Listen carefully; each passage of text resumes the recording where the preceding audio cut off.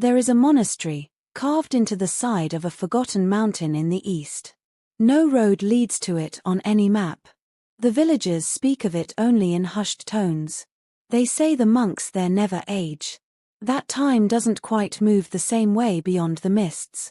One day, a weary traveler, plagued by dreams he could not understand, set out to find this place.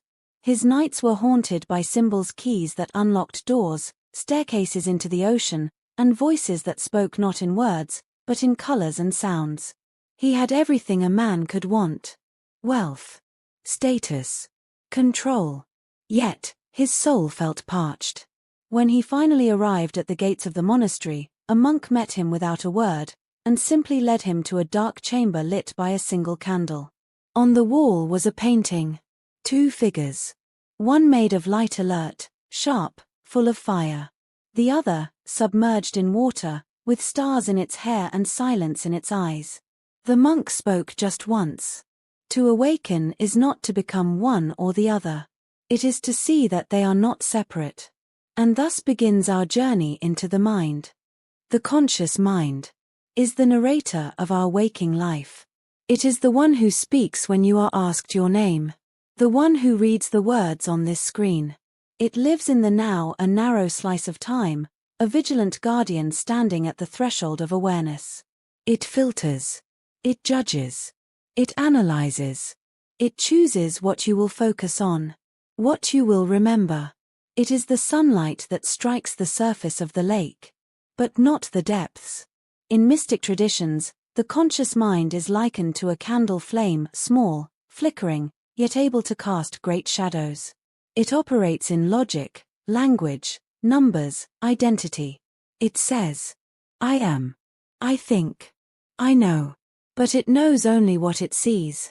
And what it sees is so little. The eye cannot see itself. The hand cannot grasp the sky. And the conscious mind cannot taste the infinite. Below the surface of awareness lies a vast, silent realm. The subconscious mind. It does not speak in words. It speaks in dreams, in symbols, in sensations, in music, in intuition. It remembers everything. The way your mother looked at you on a rainy Tuesday when you were 5. The song playing when your heart first broke. The scent of the pages of your favorite childhood book. It stores not only memory, but belief, identity, fear, habit, love, pain. It is the hidden architect of your reality.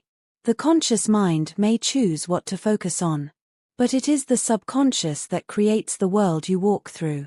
It is not your thoughts that shape your life, but the soil from which those thoughts grow. The conscious and subconscious are not enemies. They are partners in a sacred dance. Each thought you repeat with emotion becomes a command whispered to the depths. Each belief you carry shapes the dreams you dream at night. The conscious mind gives orders, but the subconscious executes them without question. That is why affirmations, mantras, and visions work only when they reach emotion, for emotion is the language of the soul. The heart understands what the tongue cannot say. You are not just a mind thinking. You are a bridge between daylight and dream. You are the song between sun and sea. Throughout history, mystics and shamans have walked between these worlds. They understood the subconscious as a sacred field, where gods and spirits were but aspects of deeper forces inside. They used rhythm, breath, plant medicine, silence, solitude, to descend into the subconscious and emerge reborn. Meditation, prayer, ritual, trance. These were not religious practices alone. They were technologies of the soul. To explore the inner cosmos.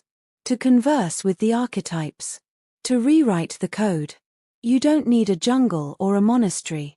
You just need to listen, deeper than the noise of thought. Your subconscious is not static. It is soil. It accepts whatever is planted into it. Words spoken often. Images repeated. Emotions felt deeply. All these become roots beneath your awareness. If you were told you are not enough, and believed it, that belief shaped your path like invisible winds. But what is planted can be dug up and replanted. You are not your thoughts. You are the gardener of your thoughts. Here are sacred rituals to align your conscious and subconscious. Journaling each morning to clear the noise. Breathwork to bypass the thinking mind. Visualization with emotion to encode desires. Affirmations spoken aloud while gazing into your own eyes. Lucid dreaming to enter the temple of the deep. Gratitude practice, which tunes your inner frequency. These are not new. They are ancient portals, hidden in plain sight. Where attention goes, the current flows. You are not your body.